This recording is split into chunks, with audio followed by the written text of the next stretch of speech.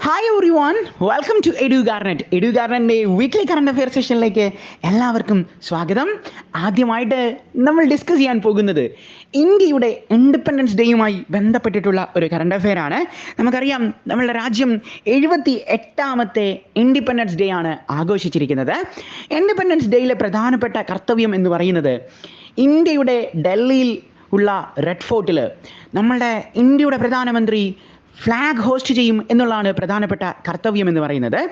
സ്ഥിരമായി എക്സാമിനേഷൻസിന് ചോദിക്കുന്ന ഒരു പാറ്റേൺ ആണ് ഈ റെഡ് ഫോർട്ടുമായി ബന്ധപ്പെട്ടിട്ടുള്ളത്.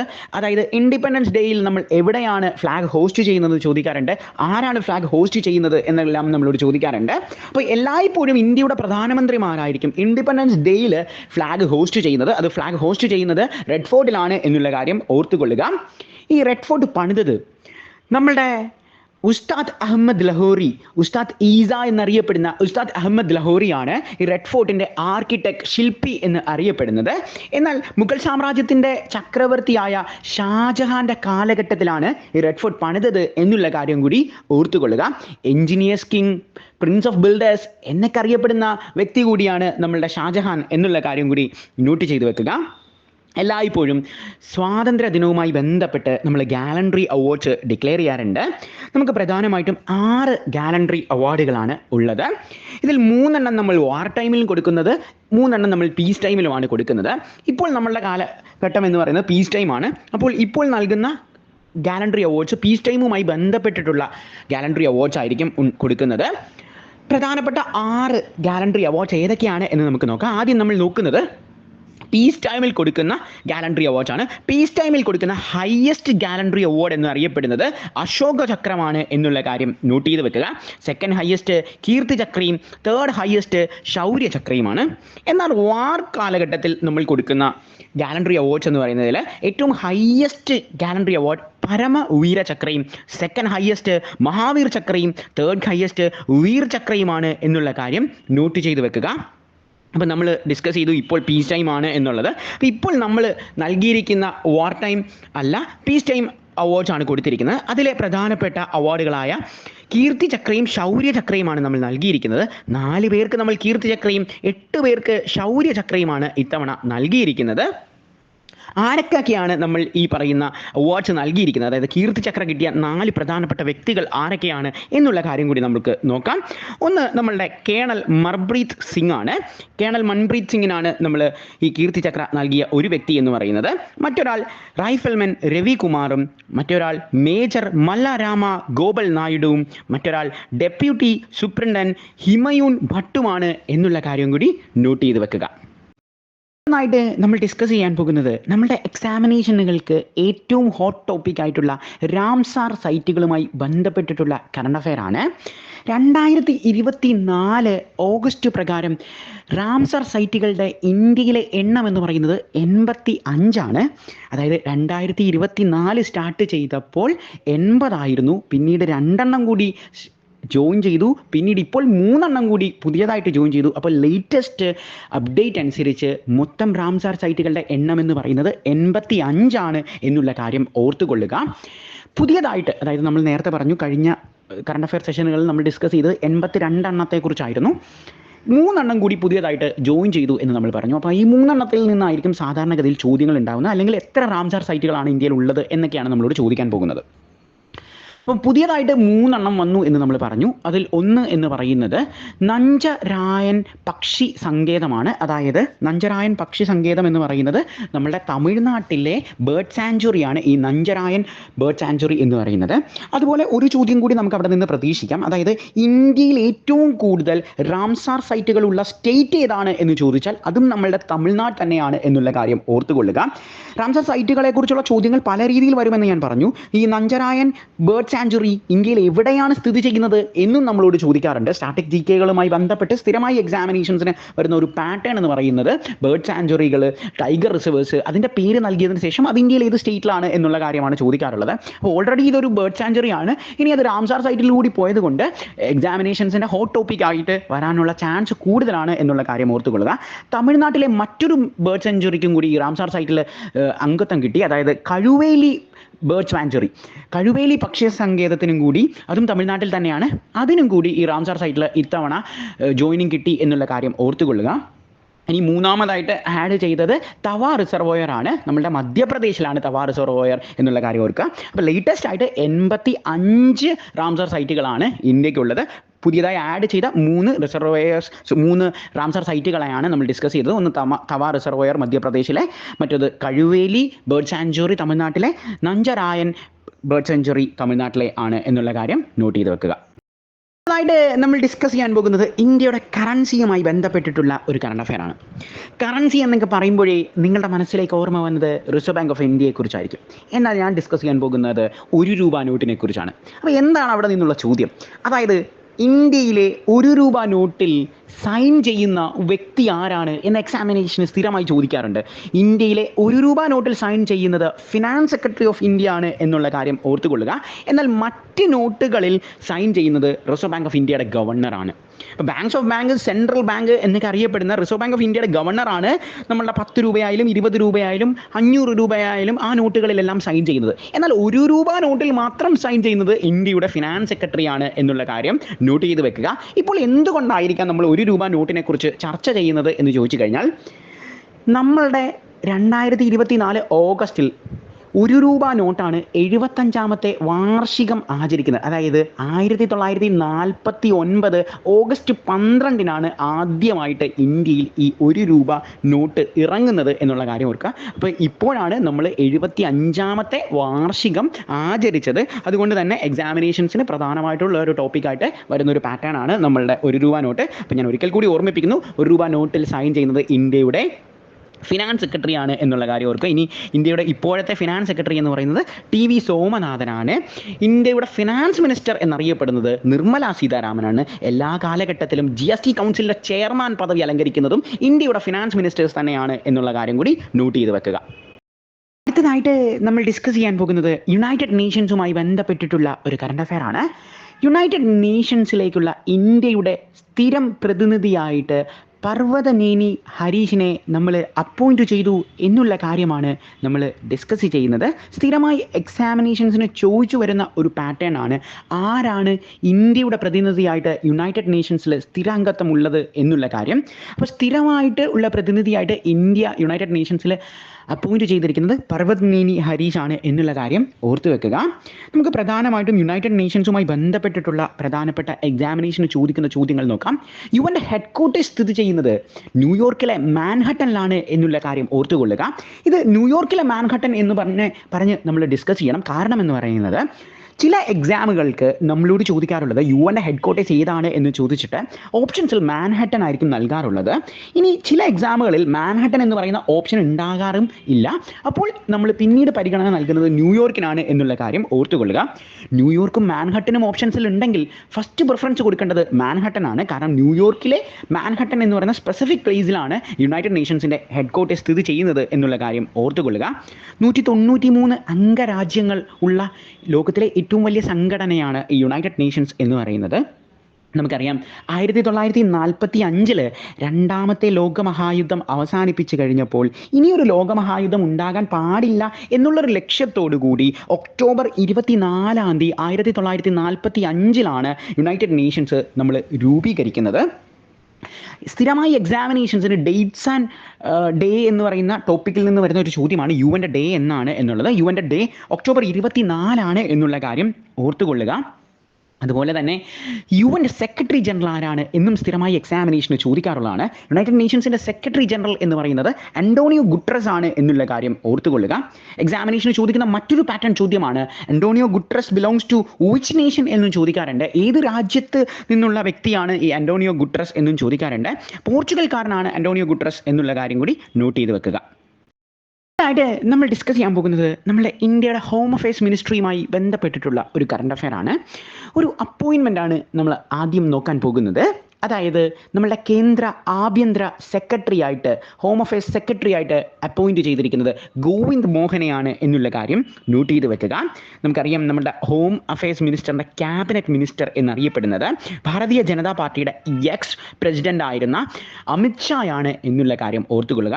നമുക്കറിയാം നമ്മളുടെ എക്സാമിനേഷൻസിന് ക്യാബിനറ്റ് മിനിസ്ട്രീസ് വളരെ പ്രധാനപ്പെട്ടതാണ്. അതിൽ തന്നെ ക്യാബിനറ്റ് മിനിസ്ട്രിയിലെ ഏറ്റവും പ്രധാനപ്പെട്ട ഒരു ക്യാബിനറ്റ് ആണ് ഈ ഹോം അഫയേഴ്സ് എന്ന് പറയുന്നതും അമിത് ഷാ എന്ന് പറയുന്നതും. അതുകൊണ്ട് നോട്ട് ചെയ്ത് വെക്കേണ്ട പേരാണ് ഹോം അഫയേഴ്സ് മിനിസ്റ്റർ നമ്മളുടെ അമിത് ഷായും ഇപ്പോൾ ആഭ്യന്തര സെക്രട്ടറി ആയിട്ട് നിയമിച്ചിരിക്കുന്നത് ഗോവിന്ദ് മോഹനുമാണ് എന്നുള്ള കാര്യം നോട്ട് ചെയ്ത് വെക്കുക.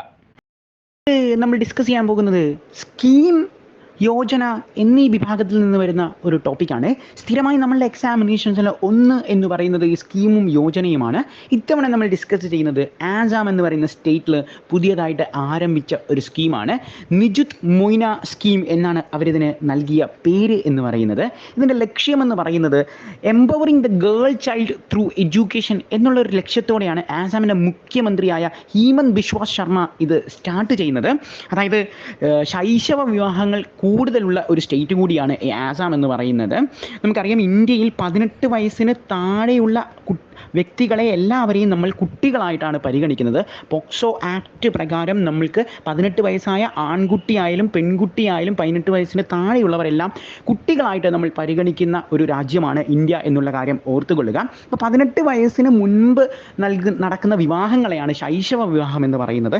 ഇത് നമ്മൾ നിയമം മൂലം നിരോധിച്ചിട്ടുണ്ടെങ്കിലും ഇന്ത്യയിലെ പല വിഭാഗങ്ങളിലും ഇപ്പോഴും ഈ ശൈശവ വിവാഹം നടക്കാറുണ്ട്. അപ്പോൾ ഇതിന് എതിരെ കൂടിയാണ് ഈ സ്കീം കൊണ്ട് അവർ ലക്ഷ്യം വെക്കുന്നത്. അതായത് പെൺകുട്ടികളുടെ ശൈശവ വിവാഹം നിർത്തലാക്കുക, അവരുടെ വിദ്യാഭ്യാസം എംപവർ ചെയ്യുക എന്നൊക്കെയുള്ള ലക്ഷ്യത്തോടു കൂടിയാണ് Nijith Moina scheme Assam introduce ചെയ്യുന്നത്. ആസാമിൻ്റെ ചീഫ് മിനിസ്റ്റർ ഹിമന്ത് ബിശ്വ ശർമ്മയാണ് എന്നുള്ള കാര്യം നമ്മൾ ഓൾറെഡി ഡിസ്കസ് ചെയ്തു. ആസാമിൻ്റെ ക്യാപിറ്റൽ എന്ന് പറയുന്നത് ഡിസ്പൂർ ആണ്. ഇനി ഇവിടെ പ്രധാനമായിട്ടും നമ്മൾ നോക്കാനുള്ളത് ഇന്ത്യയുടെ ഡേറ്റുകൾ പ്രധാനം. എക്സാമിനേഷന് ഡേ ആൻഡ് ഡേറ്റ്സിൽ നിന്നൊരു ചോദ്യം ഉണ്ടായിരിക്കുമെന്ന് ഉള്ള കാര്യം ഞാൻ ഡിസ്കസ് ചെയ്തിരുന്നു. കറണ്ട് അഫെയറിൽ നിങ്ങൾ പ്രധാനമായും ശ്രദ്ധിക്കേണ്ട പാറ്റേണുകൾ എന്ന് പറയുന്നത് ഓരോ വിഭാഗത്തിൽ നിന്നും ചോദ്യങ്ങൾ ഉണ്ടായിരിക്കും. ഇപ്പം നമ്മൾ ടൈഗർ റിസർവേഴ്സിൽ നിന്ന് ഉണ്ടായിരിക്കും എന്നുള്ള പറഞ്ഞു. ഇനി യോജനകളിൽ നിന്ന് ഇപ്പോൾ നമ്മൾ ഡിസ്കസ് ചെയ്യുന്നു. റാങ്ക്സ് എന്നുള്ള ഭാഗത്ത് നിന്ന് നമുക്ക് സാധാരണഗതിയിൽ ഇൻഡെക്സ് റാങ്ക്സിൽ നിന്ന് ചോദ്യങ്ങൾ ഉണ്ടാകാറുണ്ട്. അതുപോലെ ഡേ ആൻഡ് ഡേറ്റ്സിൽ നിന്നും ചോദ്യങ്ങൾ ഉണ്ടാവാറുണ്ട്. അപ്പോൾ ഇത്തവണ നമ്മൾ നോക്കുന്നത്, അതായത് ഈ സ്കീമുമായി ബന്ധപ്പെട്ട് നമുക്ക് പഠിക്കാവുന്ന ഒരു ഡേറ്റ് എന്ന് പറയുന്നത് നാഷണൽ ഗേൾ ചൈൽഡ് ഡേ ആണ്. അതുകൂടി നിങ്ങൾ ശ്രദ്ധിക്കുക. അതായത് ഒരു കാര്യം പഠിക്കുമ്പോൾ മറ്റൊരു കാര്യം കൂടി അതുമായി കണക്ട് ചെയ്ത് പഠിക്കുകയാണെങ്കിൽ കുറച്ചുകൂടി നിങ്ങളുടെ പഠനം എളുപ്പമായിരിക്കും എന്നുള്ള കാര്യം ഓർക്കുക. അപ്പോൾ ഇന്ത്യയിൽ നാഷണൽ ഗേൾ ചൈൽഡ് ഡേ ആയിട്ട് നമ്മൾ ആഘോഷിക്കുന്നത് അല്ലെങ്കിൽ സെലിബ്രേറ്റ് ചെയ്യുന്നത് ജാനുവരി 24 എന്നുള്ള കാര്യം കൂടി നോട്ട് ചെയ്ത് വെക്കുക. അടുത്തതായിട്ട് നമ്മൾ ഡിസ്കസ് ചെയ്യാൻ പോകുന്നത് ഒരു മിലിറ്ററി എക്സർസൈസ് ആണ്. എക്സാമിനേഷൻ്റെ മറ്റൊരു ഹോട്ട് ടോപ്പിക്കാണ് മിലിറ്ററി എക്സർസൈസ്. മിലിറ്ററി എക്സർസൈസ് ഏത് രാജ്യവുമായിട്ടാണ് ഇന്ത്യ നടത്തിയത്, എന്താണ് അതിന് നൽകിയ പേര്, എവിടെ വെച്ചാണ് നടന്നത് എന്നൊക്കെ നമ്മൾ എക്സാംസിന് ചോദിക്കാറുണ്ട്. ഇത്തവണ നമ്മൾ ഡിസ്കസ് ചെയ്യാൻ പോകുന്നത് മിത്രശക്തി 2024 കുറിച്ചാണ്. മിത്രശക്തി 2024 ഇന്ത്യ ശ്രീലങ്കയുമായി നടത്തിയ ഒരു മിലിറ്ററി എക്സർസൈസ് ആണ് എന്നുള്ള കാര്യം ഓർത്തുകൊള്ളുക. അപ്പോൾ എക്സാമിന് പല രീതിയിൽ ചോദിക്കാമെന്ന് ഞാൻ പറഞ്ഞു. മിത്രശക്തി ഇന്ത്യ ആരുമായിട്ടാണ് നടത്തിയത് എന്ന് ചോദിക്കും, ശ്രീലങ്കയാണ് എന്നുള്ള കാര്യം ഓർക്കും. ഇനി ഇന്ത്യ ശ്രീലങ്കയായിട്ട് നടത്തിയ മിലിറ്ററി എക്സർസൈസിന് നൽകിയ പേരെന്താണ് എന്ന് ചോദിക്കും, അതിൻ്റെ പേര് മിത്രശക്തിയാണ് എന്നുള്ള കാര്യം കൂടി നോട്ട് ചെയ്ത് വെക്കുക. ഇനി പ്രധാനമായിട്ടും മറ്റൊരു ചോദ്യം എന്ന് പറയുന്നത് ഈ മിത്രശക്തി, അതായത് ശ്രീലങ്കയുമായിട്ട് ഇന്ത്യ നടത്തിയ മിലിറ്ററി എക്സർസൈസ് എവിടെ വെച്ചാണ് നടത്തിയത് എന്ന് ചോദിക്കും. അത് മറ്റൊരിടത്തുമല്ല, നമ്മുടെ ശ്രീലങ്കയിൽ തന്നെയാണ് ഈ മിത്രശക്തി നടത്തിയത് എന്നുള്ള കാര്യം കൂടി നോട്ട് ചെയ്ത് വെക്കുക. നമ്മൾ ഡിസ്കസ് ചെയ്യാൻ പോകുന്നത് ബാങ്കിങ് കറണ്ട് അഫയേഴ്സുമായി ബന്ധപ്പെട്ടിട്ടുള്ള ഒരു പ്രധാനപ്പെട്ട ടോപ്പിക്കാണ്. നമുക്കറിയാം banks of bank, central bank എന്നൊക്കെ അറിയപ്പെടുന്ന നമ്മുടെ റിസർവ് ബാങ്ക് ഓഫ് ഇന്ത്യയുടെ ഗവർണർ എന്ന് പറയുന്നത് ശക്തികാന്ത് ദാസ് ആണ്. അദ്ദേഹവുമായി ബന്ധപ്പെട്ടിട്ട് ഉള്ള ഒരു അവാർഡാണ് നമ്മൾ ഡിസ്കസ് ചെയ്യുന്നത്. അമേരിക്കയിലെ ഗ്ലോബൽ ഫിനാൻസ് മാഗസിനാണ് ആഗോളതലത്തിലെ ഏറ്റവും മികച്ച സെൻട്രൽ ബാങ്കറായിട്ട് ശക്തികാന്ത് ദാസിനെ തിരഞ്ഞെടുത്തു എന്നുള്ള കാര്യമാണ് നമ്മൾ ഡിസ്കസ് ചെയ്യുന്നത്. ഇത് 2ാമത്തെ തവണയാണ് തുടർച്ചയായിട്ട് ആഗോളതലത്തിലെ ഏറ്റവും മികച്ച കേന്ദ്ര ബാങ്ക് തലവനായിട്ട് നമ്മളുടെ ശക്തികാന്ത് ദാസ് തിരഞ്ഞെടുക്കപ്പെട്ടിരിക്കുന്നത് എന്നുള്ള കാര്യം കൂടി നോട്ട് ചെയ്ത് വെക്കുക. നമുക്കറിയാം എക്സാമിനേഷന് സാധാരണഗതിയിൽ ചോദിക്കുന്ന ഒരു ചോദ്യ പാറ്റേൺ ആണ് എത്രാമത്തെ റിസർവ് ബാങ്ക് ഗവർണറാണ് നമ്മളുടെ ശക്തികാന്ത് ദാസ് എന്നുള്ളത്. സോ ശക്തികാന്ത് ദാസ് ഇന്ത്യയുടെ 25ാമത്തെ RBI ഗവർണറാണ് എന്നുള്ള കാര്യം കൂടി ഓർത്തുകൊള്ളുക. അതുപോലെ നമ്മൾ റിസർവ് ബാങ്ക് ഓഫ് ഇന്ത്യയുടെ ഹെഡ് ക്വാർട്ടേഴ്സ് സ്ഥിതി ചെയ്യുന്നത് മഹാരാഷ്ട്രയുടെ ക്യാപിറ്റലായ മുംബൈയിലാണ് എന്നുള്ള കാര്യം കൂടി നോട്ട് ചെയ്ത് വെക്കുക. അതുകൊണ്ട് തന്നെയാണ് മുംബൈനെ നമ്മൾ ഫിനാൻഷ്യൽ ക്യാപിറ്റൽ എന്നറിയപ്പെടുന്നത്. ആയിട്ട് നമ്മൾ ഡിസ്കസ് ചെയ്യാൻ പോകുന്നത് ജാവലിൻ ത്രോയുമായി ബന്ധപ്പെട്ടിട്ടുള്ള ഒരു കറണ്ട് അഫെയർ ആണ്. പാരീസ് ഒളിമ്പിക്സിൽ ഇന്ത്യയുടെ സ്വർണ്ണ പ്രതീക്ഷയായിരുന്നു ജാവലിൻ ത്രോ മത്സരം എന്ന് പറയുന്നത്. എന്നാൽ നിർഭാഗ്യവശാൽ നമുക്ക് സെക്കൻഡ് പൊസിഷനാണ് കിട്ടിയത്, അതായത് സിൽവർ മെഡലാണ് നമുക്ക് കിട്ടിയത്. നമ്മളുടെ നീരജ് ചോപ്രയ്ക്കാണ് സിൽവർ മെഡൽ കിട്ടിയത്. ഇതിനു മുമ്പ് നടന്ന ഒളിമ്പിക്സ്, അതായത് ടോക്കിയോ ഒളിമ്പിക്സ് 2020, ഈ ഒളിമ്പിക്സിൽ നീരജ് ചോപ്രയ്ക്കാണ് ഇന്ത്യക്ക് വേണ്ടി ഗോൾഡ് മെഡൽ കിട്ടിയത് എന്നുള്ള കാര്യം നമ്മൾ ഡിസ്കസ് ചെയ്തിരുന്നു. അതേ നീരജ് ചോപ്രയ്ക്ക് ഇത്തവണ കിട്ടിയത്, പാരീസ് ഒളിമ്പിക്സിൽ കിട്ടിയത് സിൽവർ മെഡലാണ്. ഇന്ത്യക്ക് മൊത്തം 6 മെഡലുകളാണ് കിട്ടിയിരിക്കുന്നത് പാരീസ് ഒളിമ്പിക്സിൽ. അതിൽ ഒരു സിൽവർ മെഡലേ നമുക്ക് ഉള്ളൂ, ബാക്കി 5ഉം ബ്രോൺസ് മെഡലാണ്, വെങ്കല മെഡലാണ് എന്നുള്ള കാര്യം കൂടി ഓർത്തുകൊള്ളുക. ഇതിൽ തന്നെ നമുക്ക് പ്രധാനമായിട്ടും ശ്രദ്ധിക്കേണ്ട കാര്യം എന്ന് പറയുന്നത്, നമ്മുടെ ഇന്ത്യൻ ഹോക്കി ടീമിന് ബ്രോൺസ് മെഡലാണ് ഇത്തവണ നൽകിയിരിക്കുന്നത്. നമ്മളുടെ മലയാളി താരം കൂടിയായ PR ശ്രീജേഷ് റിട്ടയർമെൻറ്റ് ഡിക്ലെയർ ചെയ്തു പാരീസ് ഒളിമ്പിക്സിന് ശേഷം. പാരീസ് ഒളിമ്പിക്സിൽ വെങ്കല മെഡലോട് കൂടിയാണ് ഇന്ത്യൻ ഹോക്കി ടീം വരുന്നത്. ഇന്ത്യൻ ഹോക്കി ടീമിൻ്റെ ക്യാപ്റ്റൻ എന്ന് പറയുന്നത് ഹർമൻപ്രീത് സിംഗ് ആണ് എന്നുള്ള കാര്യം കൂടി ഓർത്തുകൊള്ളുക. ഇന്ത്യൻ ഹോക്കി ടീമിനെ നയിച്ചത് ഹർമൻപ്രീത് സിംഗ് ആയിരുന്നു. ഇനി പ്രധാനമായിട്ടും നമ്മൾ ഡിസ്കസ് ചെയ്തു ജാവലിൻ ത്രോയിൽ ഇന്ത്യയുടെ നീരജ് ചോപ്രയ്ക്ക് സിൽവർ മെഡൽ ആയിരുന്നു എന്നുള്ളത്. അദ്ദേഹത്തിൻ്റെ ജാവലിൻ ത്രോയുടെ ഡിസ്റ്റൻസ് എന്ന് പറയുന്നത് 89.45 മീറ്റർ ആണ് എന്നുള്ള കാര്യം കൂടി നോട്ട് ചെയ്ത് വെക്കുക. ഫസ്റ്റ് പൊസിഷനിലേക്ക് എത്തിയിരിക്കുന്നത്, അല്ലെങ്കിൽ ഗോൾഡ് മെഡൽ വിന്നർ എന്ന് പറയുന്നത് പാകിസ്ഥാൻ്റെ അർഷാദ് നദീൻ ആണ് എന്നുള്ള കാര്യം ഓർക്കുക. അർഷാദ് നദീൻ്റെ റെക്കോർഡ് എന്ന് പറയുന്നത് 92.97 മീറ്റർ ആണ് എന്നുള്ള കാര്യം കൂടി നോട്ട് ചെയ്ത് വെക്കുക. ആയിട്ട് നമ്മൾ ഡിസ്കസ് ചെയ്യാൻ പോകുന്നത് നമ്മളുടെ ഡിഫൻസ് റിസർച്ച് ഡെവലപ്മെൻറ്റ് ഓർഗനൈസേഷൻ DRDOയുമായി ബന്ധപ്പെട്ടിട്ടുള്ള ഒരു കറണ്ട് അഫെയർ ആണ്. DRDO വിജയകരമായി പരീക്ഷിച്ച ലോങ് റേഞ്ച് ഗ്ലൈഡ് ബോംബിൻ്റെ പേരെന്താണ് എന്നുള്ള കാര്യമാണ് നമ്മൾ ഡിസ്കസ് ചെയ്യുന്നത്. ഇതിന് നമ്മൾ നൽകിയ പേര് എന്ന് പറയുന്നത് ഗൗരവ് എന്നാണ് എന്നുള്ള കാര്യം നോട്ട് ചെയ്ത് വെക്കുക. നമുക്കറിയാം, നമ്മളുടെ ഡിഫൻസ് റിസർച്ച് ഡെവലപ്മെൻറ്റ് ഓർഗനൈസേഷൻ ഇന്ത്യയിലെ പ്രധാനപ്പെട്ട ഒരു ഓർഗനൈസേഷനാണ് എന്നുള്ളത്. ഇതിൻ്റെ ചെയർമാൻ പദവി അലങ്കരിക്കുന്നത് സമീർ വി കമ്മത്താണ് എന്നുള്ള കാര്യം നോട്ട് ചെയ്ത് വെക്കുക. നമ്മൾ ഈ ഗൗരവ് എന്ന് പറയുന്ന ബോംബ് വിക്ഷേപിക്കാൻ ഉപയോഗിച്ച ഫ്ലൈറ്റിൻ്റെ പേര് എന്ന് പറയുന്നത് SU-30 MKI ആണ് എന്നുള്ള കാര്യം കൂടി നോട്ട് ചെയ്ത് വെക്കുക. നമുക്ക് പ്രധാനമായിട്ടും നമ്മളുടെ ഡിഫൻസ് മിനിസ്റ്ററിയെ കുറിച്ച് കൂടി ഡിസ്കസ് ചെയ്യാം. നമുക്കറിയാം, ഇന്ത്യയുടെ ഡിഫൻസ് മിനിസ്റ്റർ എന്ന് പറയുന്നത് രാജ്നാഥ് സിംഗ് ആണ്. രാജ്യത്തിൻ്റെ സുരക്ഷയാണ് ഡിഫൻസ് ഉദ്ദേശിക്കുന്നത്. അങ്ങനെ നമുക്ക് കണക്ട് ചെയ്ത് അവിടെ പഠിക്കാം. രാജ്നാഥ് സിംഗ് ആണ് ഇന്ത്യയുടെ ഡിഫൻസ് മിനിസ്റ്റർ എന്നുള്ളത്. ആയിട്ട് നമ്മളൊരു അപ്പോയിൻമെൻ്റ് ആണ് ഡിസ്കസ് ചെയ്യാൻ പോകുന്നത്. National Hydroelectric Power Corporation NHPCയുടെ പുതിയ ചെയർമാനും മാനേജിംഗ് ഡയറക്ടറുമായിട്ട് രാജ്കുമാർ ചൗധരിയെ അപ്പോയിൻറ്റ് ചെയ്തു എന്നുള്ള വാർത്തയാണ് നമ്മൾ ഡിസ്കസ് ചെയ്യുന്നത്. നമുക്ക് പ്രധാനമായിട്ടും NHPCയിൽ നിന്ന് ചോദിക്കുന്ന ചോദ്യങ്ങൾ കൂടി ഡിസ്കസ് ചെയ്യാം. NHPC സ്ഥാപിതമാകുന്നത് 1975 എന്നുള്ള കാര്യം നോട്ട് ചെയ്ത് വെക്കുക. ഇതിൻ്റെ ഹെഡ് ക്വാർട്ടേഴ്സ് സ്ഥിതി ചെയ്യുന്നത് നമ്മളുടെ ഹരിയാനയിലെ ഫരീദാബാദിലാണ് എന്നുള്ള കാര്യം കൂടി നോട്ട് ചെയ്ത് വെക്കുക. ആയിട്ട് നമ്മൾ ഡിസ്കസ് ചെയ്യാൻ പോകുന്നത് റാങ്കിങ് ഇൻഡെക്സ് റിപ്പോർട്ട്സുമായി ബന്ധപ്പെട്ടിട്ടുള്ള ഒരു കറണ്ട് അഫെയർ ആണ്. റാൻഡ്സ്റ്റാൻഡ് എംപ്ലോയർ ബ്രാൻഡ് റിസർച്ച് 2024 റിപ്പോർട്ടാണ് നമ്മൾ ഡിസ്കസ് ചെയ്യുന്നത്. റാൻഡ്സ്റ്റാൻഡ് എംപ്ലോയർ ബ്രാൻഡ് റിസർച്ച് 2024 റിപ്പോർട്ട് പ്രകാരം ഇന്ത്യയിൽ ഏറ്റവും ആകർഷകമായ തൊഴിൽ ദാതാവ് ബ്രാൻഡ് ഏതാണ് എന്ന് ചോദിച്ചാൽ അതിൻ്റെ ഉത്തരം മൈക്രോസോഫ്റ്റ് ആണ് എന്നുള്ള കാര്യം ഓർത്തുകൊള്ളുക. ഈ റിപ്പോർട്ട് പ്രകാരം 2ാമത്തെ പൊസിഷനിൽ എത്തിയിരിക്കുന്നത് നമ്മളുടെ ടാറ്റ കൺസൾട്ടൻസീസ് ആയ TCS ആണ് എന്നുള്ള കാര്യവും 3ാമത്തെ സ്ഥാനത്തേക്ക് എത്തിയിരിക്കുന്നത് ആമസോൺ ആണ് എന്നുള്ള കാര്യവും കൂടി നോട്ട് ചെയ്ത് വെക്കുക. നമ്മൾ ഡിസ്കസ് ചെയ്യാൻ പോകുന്നത് ബുക്സ് ആൻഡ് ഓതേഴ്സ് എന്നീ വിഭാഗത്തിൽ നിന്ന് വരുന്ന ഒരു കറണ്ട് അഫയേഴ്സ് ആണ്. ഭീം സിംഗ്, രാജ്യസഭ MP ആയ ഭീം സിംഗ് പുതിയതായിട്ട് എഴുതിയ ഒരു പുസ്തകമാണ് 75 ഗ്രേറ്റ് റെവല്യൂഷണറീസ് ഓഫ് ഇന്ത്യ. ഇന്ത്യയിലെ 75 പ്രധാനപ്പെട്ട റെവല്യൂഷണറീസ്, വിപ്ലവകാരികളെക്കുറിച്ച് പറയുന്ന ഒരു ബുക്കാണ് ഈ 75 ഗ്രേറ്റ് റെവല്യൂഷണറീസ് ഓഫ് ഇന്ത്യ എന്ന് പറയുന്നത്. ഇത് എഴുതിയിരിക്കുന്നത് രാജ്യസഭ MP ആയ ഭീം സിംഗ് ആണ് എന്നുള്ള കാര്യം ഓർക്കുക. നമ്മുടെ ഒരു രാജ്യസഭയുടെ MPയുടെ കാലാവധി എന്ന് പറയുന്നത് 6 വർഷമാണ് എന്നുള്ള കാര്യം ഓർത്തു വെക്കുക. എന്നാൽ രാജ്യസഭയുടെ കാലാവധി എന്ന് പറയുന്ന ഒരു ചോദ്യം ഉണ്ടെങ്കിൽ അതിൻ്റെ ഉത്തരം അതൊരു പെർമനൻ്റ് ബോഡിയാണ് എന്നുള്ള കാര്യം ഓർക്കുക. രാജ്യസഭ MPമാരുടെ കാലാവധി 6 വർഷവും രാജ്യസഭ എന്ന് പറയുന്നത് ഒരു പെർമനന്റ് ബോഡിയാണ് എന്നുള്ള കാര്യം നോട്ട് ചെയ്ത് വെക്കുക. എന്നാൽ രാജ്യസഭയുടെ ചെയർമാൻ ആരാണ് എന്ന് ചോദിച്ചു കഴിഞ്ഞാൽ അത് ഇന്ത്യയുടെ വൈസ് പ്രസിഡന്റ് തന്നെയാണ് എന്നുള്ള കാര്യം ഓർത്തുകൊള്ളുക. അതായത് ഒരു എക്സ് ഒഫീഷ്യോ പോസ്റ്റാണ്. ആരാണോ ഇന്ത്യയുടെ വൈസ് പ്രസിഡന്റ് അദ്ദേഹം തന്നെയായിരിക്കും രാജ്യസഭയുടെ ചെയർമാൻ പദവി അലങ്കരിക്കുന്നത്. നിലവിലെ സാഹചര്യത്തിൽ ഇന്ത്യയുടെ വൈസ് പ്രസിഡന്റ് എന്ന് പറയുന്നത് ജഗദീപ് ധൻകർ ആണ് എന്നുള്ള കാര്യം ഓർത്തുകൊള്ളുക. എക്സാമിനേഷൻ ഇങ്ങനെയും ഒരു ചോദ്യം കണ്ടിട്ടുണ്ട്, രാജ്യസഭാ ചെയർമാൻ ആകാനുള്ള പ്രായപരിധി എന്ന് പറയുന്നത്, അല്ലെങ്കിൽ എത്ര വയസ്സുള്ള ഒരാൾക്കാണ് രാജ്യസഭയുടെ ചെയർമാൻ പദവി അലങ്കരിക്കാൻ സാധിക്കുന്നത് എന്ന് ചോദിക്കും.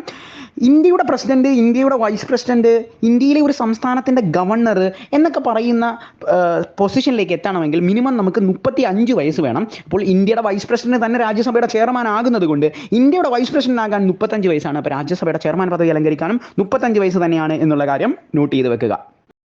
അടുത്തതായിട്ട് നമ്മൾ ഡിസ്കസ് ചെയ്യാൻ പോകുന്നത് ഫെസ്റ്റിവൽ വിഭാഗത്തിൽ നിന്നുള്ള ഒരു കറണ്ട് അഫെയർ ആണ്. കാശൂർ റിവാജ് എന്ന് പറയുന്ന കൾച്ചറൽ ഫെസ്റ്റിവലുമായി ബന്ധപ്പെട്ടിട്ടുള്ള കാര്യമാണ് നമ്മൾ ഡിസ്കസ് ചെയ്യുന്നത്. ഈ കാശൂർ റിവാജ് കൾച്ചറൽ ഫെസ്റ്റിവൽ നടന്നത് നമ്മളുടെ ബാരാമുള്ളയിലാണ്. ഇന്ത്യയിൽ എവിടെയാണ് ബാരാമുള്ള? കാശൂർ റിവാജ് ഫെസ്റ്റിവൽ നടന്ന ഇന്ത്യയിലെ ഏത് സ്റ്റേറ്റിലാണ് എന്നൊക്കെ നമ്മളോട് സാധാരണഗതിയിൽ ചോദിക്കാറുള്ളതാണ്. നമ്മളുടെ കാശൂർ റിവാജ് കൾച്ചറൽ ഫെസ്റ്റിവൽ നടന്ന ബാരാമുള്ള എന്ന് പറയുന്നത് ഇന്ത്യയിലെ ഒരു യൂണിയൻ ടെറിട്ടറിയാണ്. അതായത് ജമ്മു ആൻഡ് കശ്മീരിൽ വെച്ചാണ് ഈ കാശൂർ റിവാജ് കൾച്ചറൽ ഫെസ്റ്റിവൽ നടന്നത്. ഇവിടുത്തെ ഫെസ്റ്റിവലിൻ്റെ പ്രാധാന്യം എന്ന് പറയുന്നത് സാധാരണഗതിയിൽ എക്സാമിനേഷൻ്റെ ഫെസ്റ്റിവൽസ് ചോദിക്കാറുള്ളതാണ്. നമ്മൾക്ക് ഒരു ഫെസ്റ്റിവലിൻ്റെ പേര് നൽകിയതിന് ശേഷം ഇന്ത്യയിലെ ഏത് യൂണിയൻ ടെറിട്ടറിയിലാണ്, ഈ സ്റ്റേറ്റിലാണ് ഇത് നടന്നത് എന്നൊക്കെ ചോദിക്കാറുണ്ട്. ഇത്തവണ ഇതിന് കൂടുതൽ പ്രാധാന്യം കിട്ടാനുള്ള മറ്റൊരു കാരണം എന്ന് പറയുന്നത്, നമ്മൾ പറഞ്ഞു കാശ്മീരിൽ വെച്ചാണ് ഇത് നടന്നതെന്നുള്ളത്. കാശ്മീരിയായ 10,000 പെൺകുട്ടികൾ നാടോടി നൃത്തം ഈ പറയുന്ന ഫെസ്റ്റിവലുമായി ബന്ധപ്പെട്ടിട്ട് നടത്തിയതിനെ തുടർന്ന് ഇവർക്ക് വേൾഡ് റെക്കോർഡ് കിട്ടി എന്നുള്ള ഒരു വാർത്ത കൂടി ഉണ്ടായിരുന്നു. അതുകൊണ്ടാണ് ഈ ഫെസ്റ്റിവൽ ഇത്രയും പ്രാധാന്യം ഉള്ളത്. അപ്പോൾ ഓർത്ത് വെക്കുക, കാശൂർ റിവാജ് കൾച്ചറൽ ഫെസ്റ്റിവൽ നടന്നത് ബാരാമുള്ളയിലാണ് എന്നുള്ള കാര്യം നോട്ട് ചെയ്ത് വെക്കുക. ഒരു ഇന്റർനാഷണൽ കറണ്ട് അഫെയർ ആണ് ഡിസ്കസ് ചെയ്യുന്നത്. നമ്മൾ ജപ്പാന്റെ പ്രൈം മിനിസ്റ്ററായ ഫിമിയോ കിഷിൻഡ രാജിവെച്ചു എന്നുള്ള വാർത്തയാണ് നമ്മൾ ഡിസ്കസ് ചെയ്യുന്നത്. നമുക്കറിയാം, നമ്മളുടെ ജപ്പാൻ എന്ന് പറയുന്നത് ഒരു പ്രധാനപ്പെട്ട രാജ്യമാണ്. ജപ്പാൻ്റെ ക്യാപിറ്റൽ എന്ന് പറയുന്നത് ടോക്കിയോ ആണ്. ജപ്പാൻ്റെ കറൻസി എന്ന് പറയുന്നത് യെൻ ആണ് എന്നുള്ള കാര്യം കൂടി നോട്ട് ചെയ്ത് വെക്കുക. നമ്മൾ ഡിസ്കസ് ചെയ്യാൻ പോകുന്നത് സ്പോർട്സുമായി ബന്ധപ്പെട്ടിട്ടുള്ള ഒരു കറണ്ട് അഫെയർ ആണ്. നമുക്കറിയാം, നമ്മളുടെ ക്രിക്കറ്റുമായി ബന്ധപ്പെട്ടിട്ടുള്ള കൗൺസിലാണ് ഇന്റർനാഷണൽ ക്രിക്കറ്റ് കൗൺസിൽ ICC എന്ന് പറയുന്നത്. നിലവിലെ സാഹചര്യത്തിൽ ICCയുടെ ചെയർമാൻ എന്ന് പറയുന്നത് ഗ്രെഗ് ബാർക്ലേ ആണ്. ഈ ഗ്രെഗ് ബാർക്ലേ റീപ്ലേസ് ചെയ്യാൻ പോകുന്നത് നമ്മളുടെ BCCI, അതായത് board of cricket four control of cricket in India എന്നറിയപ്പെടുന്ന നമ്മളുടെ BCCIയുടെ സെക്രട്ടറിയായ ജയ്ഷയാണ് എന്നുള്ള കാര്യം ഓർത്തുകൊള്ളുക. അതായത് ICCയുടെ പുതിയ ചെയർമാനായിട്ട് വരാൻ പോകുന്നത് നമ്മളുടെ ജയ്ഷയാണ്. ജയ്ഷയ്ക്ക് മറ്റൊരു പ്രാധാന്യം കൂടിയുണ്ട്. ഇന്ത്യയുടെ ആഭ്യന്തരമന്ത്രിയായ, ഇന്ത്യയുടെ ഹോം അഫയേഴ്സ് മിനിസ്റ്റർ ആയ അമിത്ഷായുടെ മകൻ കൂടിയാണ് ഈ ജയ്ഷ എന്നുള്ള കാര്യം കൂടി നോട്ട് ചെയ്ത് വെക്കുക. നമ്മൾ ഡിസ്കസ് ചെയ്യാൻ പോകുന്നത് ഇന്ത്യയിലെ ഒരു പ്രധാനപ്പെട്ട വിമാനത്താവളത്തെക്കുറിച്ചാണ്. എയർപോർട്ട് കൗൺസിൽ ഇന്റർനാഷണലിന്റെ അക്രഡിറ്റേഷൻ പ്രോഗ്രാമിന്റെ കീഴിൽ നെറ്റ് സീറോ കാർബൺ എമിഷൻ പദവി നേടുന്ന ആദ്യത്തെ ഇന്ത്യയിലെ വിമാനത്താവളം എന്ന് പറയുന്ന പദവി കിട്ടിയിരിക്കുന്നത് നമ്മളുടെ ഡൽഹി വിമാനത്താവളത്തിനാണ് എന്നുള്ള കാര്യം നോട്ട് ചെയ്ത് വെക്കുക. നമ്മൾ ഡിസ്കസ് ചെയ്യാൻ പോകുന്നത് സ്പോർട്സിൽ നിന്ന് ഫുട്ബോളുമായി ബന്ധപ്പെട്ടിരിക്കുന്ന ഒരു സൂപ്പർ കപ്പാണ് UEFA super cup 2024. UEFA super cup 2024ന്റെ ജേതാക്കൾ എന്ന് പറയുന്നത് നമ്മുടെ റയൽ മാഡ്രിഡ് ആണ് എന്നുള്ള കാര്യം നോട്ട് ചെയ്ത് വെക്കുക. ഈ മത്സരത്തിൽ, അതായത് ഫൈനലിൽ റയൽ മാഡ്രിഡിനോട് പരാജയപ്പെട്ട ടീമിനെ നമ്മൾ വിളിക്കുന്ന പേര് റണ്ണറപ്പ് എന്നാണ്. റണ്ണറപ്പുകൾ ആരാണ് എന്ന് ചോദിച്ചു കഴിഞ്ഞാൽ അറ്റ്ലാന്റയാണ് എന്നുള്ള കാര്യം കൂടി നോട്ട് ചെയ്ത് വെക്കുക. നമ്മൾ ഡിസ്കസ് ചെയ്യാൻ പോകുന്നത് ഒരു ഇന്റർനാഷണൽ കറണ്ട് അഫെയർ ആണ്. ഇന്തോനേഷ്യ എന്ന് പറയുന്ന രാജ്യവുമായി ബന്ധപ്പെട്ടിട്ടുള്ള കാര്യമാണ് നമ്മൾ നോക്കുന്നത്. നമ്മളുടെ ഇന്തോനേഷ്യയുടെ പണി പൂർത്തിയാവുന്ന പുതിയ ഹെഡ്ക്വാർട്ടേഴ്സ് അല്ലെങ്കിൽ പുതിയ തലസ്ഥാനത്തിൻ്റെ പേര് എന്ന് പറയുന്നത് നുസാന്ദ്രയാണ് എന്നുള്ള കാര്യം ഓർത്തുകൊള്ളുക. അപ്പോൾ അവിടെ പുതിയ ക്യാപിറ്റൽ വരാൻ പോവുകയാണ്. ക്യാപിറ്റലിൻ്റെ പേര് നുസാന്ദ്രയാണ്. നമുക്ക് പ്രധാനമായിട്ടും രാജ്യങ്ങളുടെ ക്യാപിറ്റലുകളെല്ലാം എക്സാമിനേഷൻസിന് ചോദിക്കാറുള്ളതാണ്. അപ്പോൾ ഇവിടെ പ്രാധാന്യം കൂടുതലാകുന്നത് ഇത് പുതിയതായിട്ട് വരാൻ പോകുന്ന ഒരു ക്യാപിറ്റലാണ്. അതുകൊണ്ട് വളരെ പ്രാധാന്യമുള്ള ഒരു ക്യാപിറ്റലാണ് ഈ നുസാന്ദ്ര എന്ന് പറയുന്നത്.